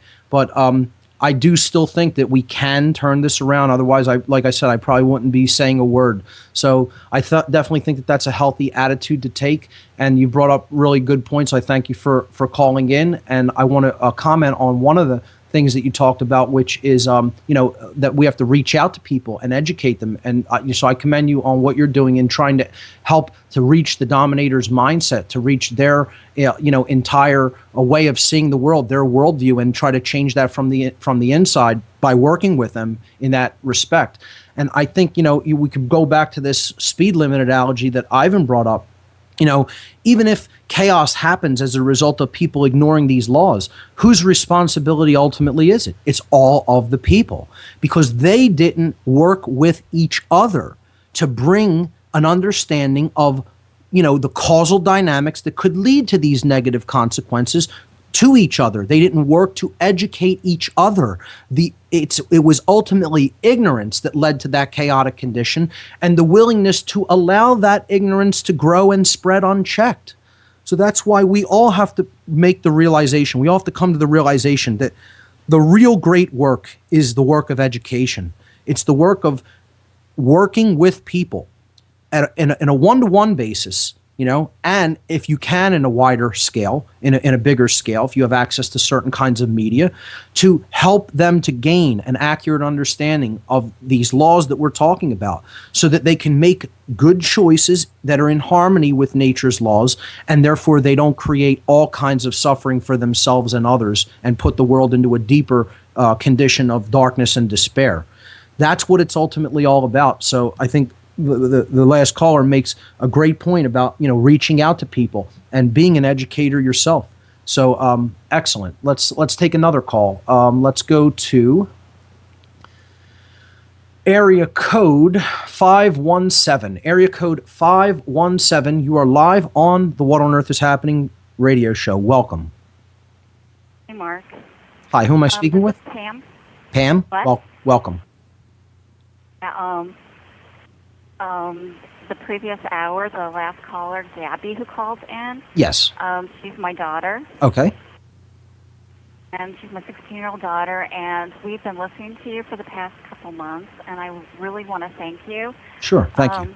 For doing such a great job, and I appreciate that very much. And for us, we kind of feel like we were led to you. We used to listen to David Icke, listen to Michael Marianne, and then we came across you, and you're just saying so many things like we were thinking about at the same time and totally agreed with. For us, this has been like a really personal. Pam, I'm sorry, your phone line seems to be breaking up a little bit. I don't know if there's a way that you could possibly clear that up. I don't know if, are you on a cell phone? No, I'm not. Okay. And I'm not sure where the interference is coming from, but continue. I can hear and pretty much make it out. Maybe try to speak a bit louder if you can. Okay. And for us with the vegetarianism, it came to us like a couple months ago. Yes. For me, it all started when Gabby said to me that when I was cooking dinner, that, well, gee, the best part about this, the best ingredient is that it's made with love. That's right. That's right. And I thought, well, that's really sweet, and that's true. And then I thought, okay, well, what if there is something to this? What if there is some kind of field, and that love does affect it? What would be the opposite if it, it's not made with love? And then I went on further and thought about the animals and stuff. And like, when we eat animals, are we eating their pain and their suffering and their death? Ultimately, above all else, what would be the force that would be being taken into the individual by doing that practice? And therefore, that explains why there is so much of an infinitude of this force in the world. Yeah, and how much it's but tell me what that force is, Pam. Hit it right on the head. You said that there's death and suffering and despair in there, and yes, there is. But what is ultimately the force the energetic force that we would really be consuming, which explains why it's permeating the entire field of consciousness here on Earth? What do the animals ultimately experience before they die? It's just fear. That's right. That's exactly right. And that explains so much, doesn't it? Yeah, we're taking that into ourselves. Why do you think we're such a fearful people? Look at what we're doing, and then we're consuming that energy. But people are so cut off from the oneness aspect of things. They still think of things in such a left-brained form of separation that they think that they're immune to that or somehow separate from it, and they're not. They're mistaken. So you have a great understanding of how it all really fits together and works, and how we're taking in that energy that we have ultimately helped to create. It's a sad commentary that that's what we're doing as a species, but at least you have an understanding of how it works. And, I think that's a good way to start, because now you could, begin to speak and educate people as to what they're really doing, what they're creating. And for us, it's hard, though, because we're a little bit more like right-brained kind of people. Sure. Daughter and I, and then to educate the males in our family. And if I just say, well, you're, eating that animal's pain and fear, and they're like, okay, you're strange. Well, let me. Can I give you a suggestion how to possibly approach people like that who are very left-brained? Attempt to appeal to themselves. Attempt to always put it in the sense of, well, if you were in this position, if you were reverse the roles, in other words, have them try to have them, at least for a moment, if they're willing to engage you for long enough, to put themselves in that position and say, what would you be experiencing if that were you? That's the only way I think that you could begin to reach people like that. It's one of the techniques that I would use.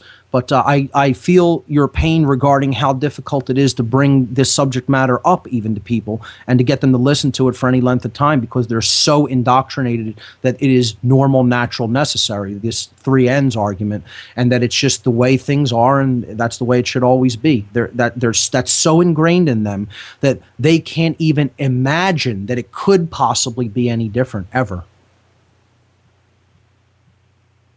Oh, that's true. But that's a little bit of advice. I hope that you could maybe practice that or try it and see what kind of results that you get. But I definitely hear what you're saying, and like I said, I feel your pain when it comes to that, because I know there's a lot of shut down people out there. So Pam, do you have anything else for us? That's all. And once again, thanks for doing what you're doing. I want you to know that we really appreciate it. Absolutely. Thank you so much. Okay. Let's go to another caller. We have about 25 minutes left in the show. I'll give the call-in number one more time. We only have another couple callers hanging on the line. So 866-841-1065 is the number to join us. Once again, 866-841-1065. Talking about the topic for the show today and next week for the call-in shows is the non-support of dominators, and anything that I've covered within that whole solutions section over the past months is fair game. Here we go. Wes from Ontario. You are live on What on Earth is Happening. Welcome. Hello, Mark. Thank you. It's great to get to talk to you. I really appreciate your message, and I would like to thank you for your show. Sure. Thank you. I know you're just the vessel of the information, but it's great that you're doing it. Just a messenger, that's all. And, well, you do a great job at sending the message. Thank you. I guess to be comical, I could say, my name is Wes, and it's been 30 days since I've consumed meat. Okay. From Meat Eaters Anonymous. I've been thinking about it a long time, and when you started mentioning it in your solution section, I really started investigating it deeper. I was, I guess, grappling with the for and against thing. I got sort of caught up with that vegetarian myth book idea too, and it created a lot of confusion, but you've clarified it for me. I appreciate that. And I made a decision, and when you put out the caveat to watch Earthlings, I made it a goal, and my wife was sort of on the fence about the idea herself. I encouraged her to watch Earthlings with me. And what was the result, if I may ask? She has decided to join me in the cause. And can you clarify for the listeners, what was the basis of that decision? It was the coming face to face with the actual suffering. And there it is. In the process of deriving the food source. See, I tell people this is the only consideration in this entire issue. There is no other consideration. The consideration is the suffering of life that life experiences. And if you understand that you're a part of that, and that you're actually perpetuating it, not to pull back from it is a willful choice to stay within a system of control, because that is being reflected back to you according to the laws of the universe. And that is not a religious belief system. It doesn't matter who calls it that. It doesn't matter how firmly people believe that that's a religious belief. It is an accurate understanding of the causal dynamics and governing dynamics in nature that are bound to the law of correspondence. If someone understands those laws deeply enough, they understand you cannot continue to engage in something that continues to perpetuate such forms of suffering and ever be free. It's an impossibility. So that is the only issue, is the suffering that's involved. And you make a great point there, Wes. And I also really had a wow moment when you were reading the Vegetarian and Occultism by C.W. Leadbeater. When you were talking a different topic, the Leadbeater, I believe it was. Yes. Or maybe it was the other guy. When you're saying the highest ideal is to try. Oh yes, that's a Rosicrucian ideal, a tenet of the Rosicrucian philosophy and mystery tradition is that we engage our will, regardless of what is taking place. You never stop trying to achieve a higher ideal. I always have friends that quote from Star Wars, the Yoda character saying, "There is no try, only do or not do." Right. And I always argue with them, saying, "No, if you don't try, you'll never know if you can do it." To try is to do something. That is to take action. It means that you know that you may fail, or you engage the possibility that you could end up not succeeding, but you're going to again get up and do it again anyway and continue. It's about not giving up. It's about a sustained effort of will, and that is what care is all about. Never stopping caring, never becoming apathetic, just continuously engaging the will, even if you're not immediately seeing the effects, even if you're not immediately seeing big changes. It doesn't matter. You're in the world. You're part of the dynamic. Contribute your energy to the right and withdraw it from the wrong, and never stop trying to do that in a better and better fashion. That's what it's all about. Yes. I really appreciated also when you started your solution section, you were talking about the notion of being a shaman. Mm-hmm. One who sees in the dark, one who can you, see in dark times. Yes. When you spoke about that, I had a huge internal, just a yes, that's me. And spending a long time in confusion and trying to sort things out, and had a sense of things being wrong and things could be better, but surrounded by people that were so submerged in everything, they didn't see the point of even talking about it. Right, right. They want to turn away willfully and ignore what's there. Yeah. Well, Wes, you brought up some phenomenal points, and I thank you for you're bringing these issues to light, and for calling in and speaking with us. So, great call. Very much, Mike. All right, you have a good one. Thank you. All right. So, the toll-free number to join us is 866-841-1065. Once again, 866-841-1065. The topic for today and for next week, continuing, is the non-supportive dominators. Anything that we've covered on the non-supportive dominators solutions section is fair game to bring up and talk about. And we don't have any new callers in the queue, so I'll go back to Ivan and see if he had any other points that he wanted to bring up. He had a small list, and let's see if he has something else. So, Ivan from Arizona, welcome back to What on Earth is Happening. You have something else for us? Oh, yeah, Mark. Listening to the previous callers, they touched on a few of the notes that I had here that I didn't touch on. Regarding the Constitution and Founding Fathers, again, everything seems to be taking front to back or backwards.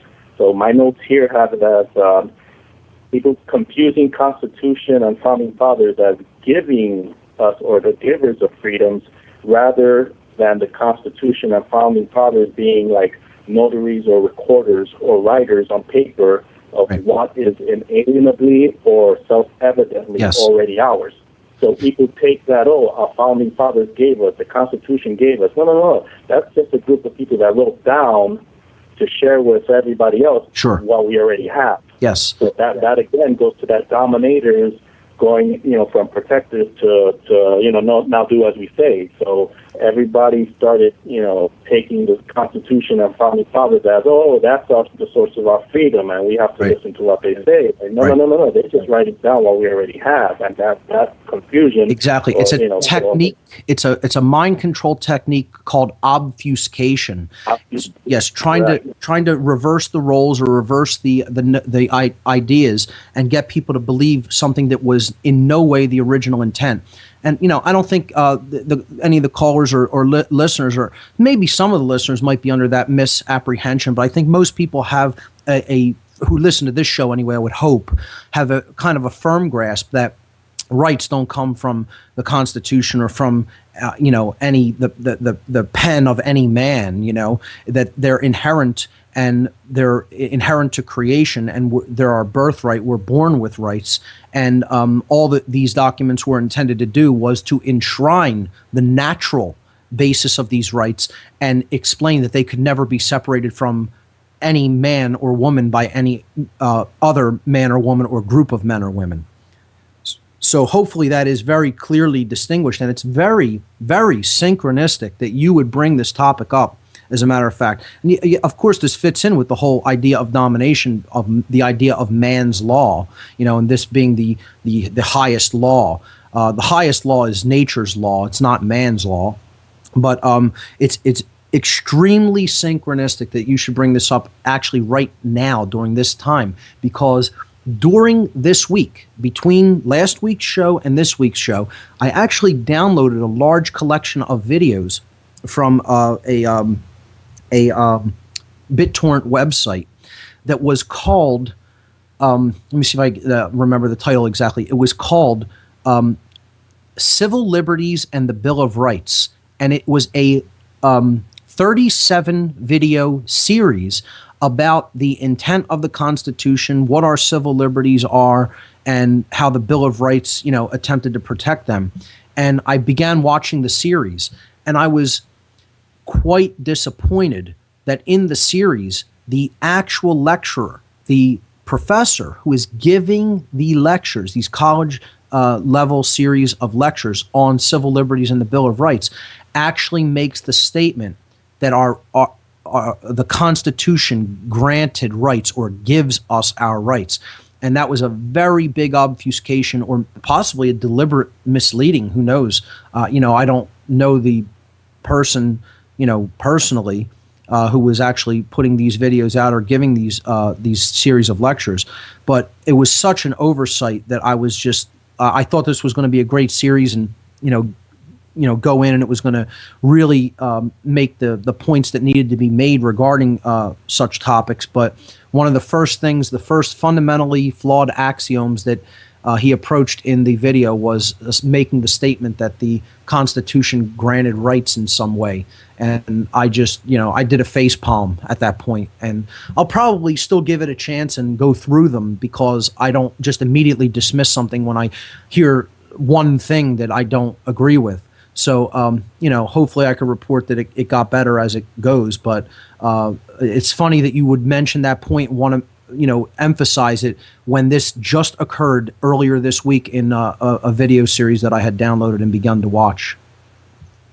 Mm-hmm. Well, synchronicity is all around us all the time. I mean, sure. A few episodes ago, you mentioned C.W. Leadbeater and read his vegetarianism and occultism. Yes. And then about a week later at work, one of my coworkers, who also once in a while listens to your shows and we have like-minded conversations, tells me, I went to this garage sale and this guy had a bunch of old books that looked kind of interesting, and they look pretty interesting, the kind of stuff you might like.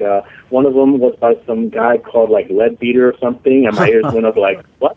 There's synchronicity. So she lent me the book, The Astral Plane. So I'm like, wow, interesting. There's synchronicity. His work is very good. It's I have to make this statement to qualify it. However, just because someone puts out good or accurate work doesn't even necessarily mean that they entirely lived up to it in their lives. Leadbeater, you could look up, had a lot of controversy that went on with him in the Masonic institutions and in the Theosophical orders. So, we have to separate the man from the teachings. I can do things that are wrong in my life, and that wouldn't invalidate things that I have said or attempted to convey. We have to understand that human beings are not perfect, and the best we can aspire to is to continue to try to make ourselves better and live up to the ideals that we have set for ourselves and come to understand regarding the laws that we've come to understand regarding natural law. So this is another aspect of a lot of people's resistance to certain topics or ideas, is they say, oh, well, this came from this person, and he may have said that at this point, or that I didn't agree with, or said this other, or done this thing that I found objectionable or questionable.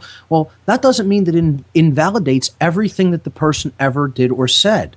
There are some things that we do that are in harmony with truth, and then there are other things that we can do that we fall short of those ideals, of that higher aspect of consciousness. It doesn't mean that one thing somebody ever did or said that you disagreed with, totally invalidates everything that they ever put out there. Neither should we fall on the other side, that if you agree with something on some issue, that means he didn't write something else or do something else that was completely wrong and that you shouldn't go along with. So we have to be discerning. And the way to be discerning about it is to come to an understanding of natural law ourselves. Then we can see, is this person really in harmony with that? Do they have an understanding of it? And are they projecting that not only in their works, but in their actions in their lives as well? Right.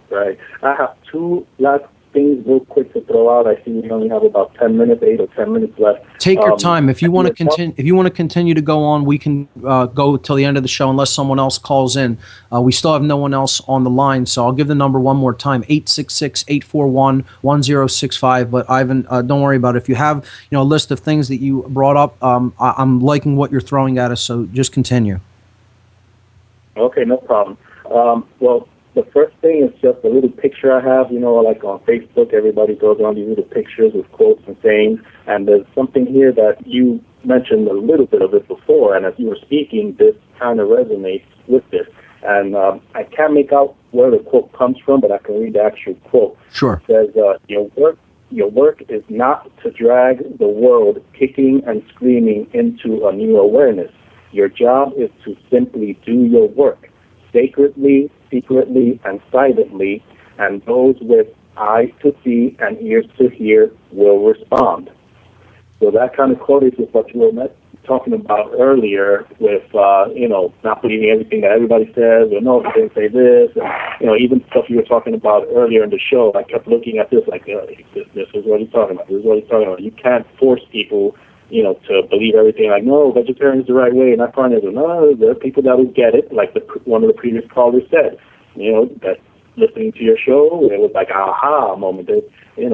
Different things for different people at different times. Whether it's something they see or something they hear, it'll come around when it's meant to come around for them. Right. Plant the seed. You're planting a seed.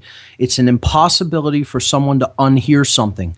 So to not say it and to just remain silent, even if you think that it's going to be an uncomfortable result, or a tense situation possibly might develop, I don't think is the way to approach it. I think the way to approach it is to speak what you know to be true. You don't have to do it in a totally offensive way or in a way that is going to really make, like I said, make the person feel like total crap or anything like that. But you can say it in a way that is backed by the force of truth. I'm not talking about violence. I'm talking about force, the force of truth. Truth is a force at work in our lives. We're very resistant to it as a people, but we can speak the truth with force, with the force that is behind it, and emphatically and unapologetically, and put it out there, and our words cannot be unheard. It still went into the subconscious, even if it didn't reach the conscious mind, and it can sit there dormant as a seed until it's ready to sprout. So definitely, put it out there is of the utmost importance. To not put it out there means you sowed nothing, and therefore there can't be any harvest. There can't be a reaping of the fruits of that labor. The labor is to put it out there. That is the work. So a great point, Right. Ivan.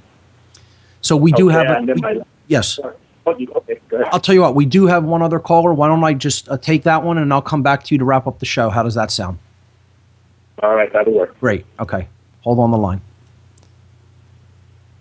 Okay, Keith in Arizona, you're live on What on Earth is Happening. Welcome. Hey, fantastic show as always. Thank you. I really enjoyed the Laura Eisenhower interview. She was great. Absolutely. Yeah, absolutely. And I appreciate your tackling subjects that a lot of other hosts don't. They'll say, oh, yeah, 9/11 was an inside job, but then they won't go any further and look at some other issues that you do. One of the keys I've found that's helping me is, we're talking about self-empowerment, right? Eating better and deprogramming our minds of one of the biggest ones I found is the working with subconscious programming, and it's a topic that I have not heard a lot of people talk about. And I'm talking about childhood and past lives, as well as present programming that we're constantly getting. And I wanted to hear your thoughts on that. Oh boy, is that a big influence? I mean, that's something that largely remains unseen in our lives. It's what people have called the unknown unknowns. It's things that are so ingrained as fundamental axioms of our perceptions and our belief systems that we don't even consciously recognize their presence. Absolutely, and this is done through the blind leading the blind. It's done through ingrained indoctrination and repetition, things that we pick up from our parents and our teachers, etc., people who we consider authority figures in our lives, and we take on their flawed fundamental axioms of belief into ourselves, and then make it part of our programming. So that's I have discussed this a little bit in the past on the show, but it's something that we probably should cover a little bit more and try to go deeper into that and how we can bring some of that hidden programming up to the surface so we can become consciously aware of it. I found for myself that the more I do it, the more present I am. In other words, the more I'm acting based on what I'm actually confronting, Right. as opposed to fears and traumas. It's like an onion. You just keep going deeper and deeper. Yep. And 'Cause you're spending time working with the self when you're working with that material. That shadow material is what needs to be worked with. It's not our enemy. It's actually our friend. When you go into those deep recesses of the psyche where no one wants to go, it's that deep, dank cellar, of ourselves, and you start working with that to transmute that material. That's what self-work, self-respect, self-love is all about. And most people don't want to take the responsibility to do that work, but we must if we're going to really change the world for the better. And that's something that everybody has to do on a one-to-one basis. It's about going within, and it's really about working with ourselves. So I think that's a great point that you've brought up, and more people need to step into that observer mode of awareness, to watch their own actions, watch themselves, become more aware of their subconscious, their deeply rooted subconscious programming, and bring that up to the conscious level. So good point. I'm at the point now where I'm reading what other people's underlying motivations are that often they're not conscious of. You kind of read where they're at, and it's a great assistance in communicating. You sort Absolutely. of listen to what they hear. So Sure. Anyway, thank you very much. We got bit by the out at the end of the show, so thanks so much, Keith, for calling in. Ivan, call in next week and continue with some other points if you wish. Sorry I didn't get a chance to get back to you. That's all the time we have for this edition of What on Earth is Happening, folks. Join us next week again for another call-in show on the non-supportive dominators. Thanks for listening, everyone, and good night.